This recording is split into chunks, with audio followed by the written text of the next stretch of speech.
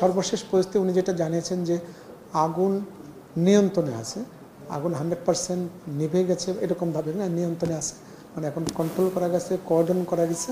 ওরা আগামী কয়েকদিন এটা অবজারভেশন রাখবেন হেলিকপ্টার, এবং তারা দেখবেন যে এটি আবার, কারণ বনের আগুন কিন্তু স্বাভাবিক আগুন নয়, আপাতদৃষ্টি মনে হয় যে নিভে গেছে, কিন্তু আপনার কোনো একটা দিয়ে মানে লতা দিয়ে হয়তো আগুনটা অনেক দূর পর্যন্ত চলে যায়, পরে কিন্তু আবার এটা জেগে ওঠে আর কি।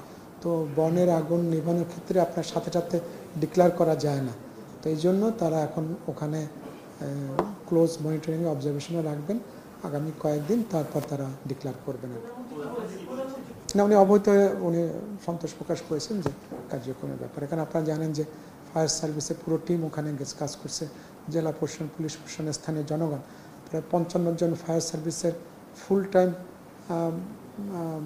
ওয়ার্কাররা কাজ করেছেন, এবং প্রায় 150-রও বেশি ভলান্টিয়ার কাজ করেছেন। আপনার প্রায় 1.5 থেকে 2 কিলোমিটার দূরে ছিল পানির উৎস, সেখান থেকে পাওয়ার পাম্পের মাধ্যমে পানি এনে এখানে ব্যবহার করা হয়েছে। অনেক কষ্টে, অনেক পরিশ্রম তারা করেছেন, এবং রাত, প্রথম তো ওখানে গভীর জঙ্গল, সুতরাং রাতে কাজ করা যায়নি, দিনে দিনে কাজ করতে হয়েছে।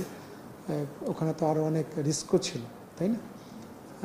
মানে সবগুলো মিলিয়ে তারা খুব বড় একটা চ্যালেঞ্জিং টাস্ক তারা কমপ্লিট করেছেন আজকে। এই জন্য তারা, আমি মনে করি যে ধন্যবাদ পাওয়ার যোগ্য।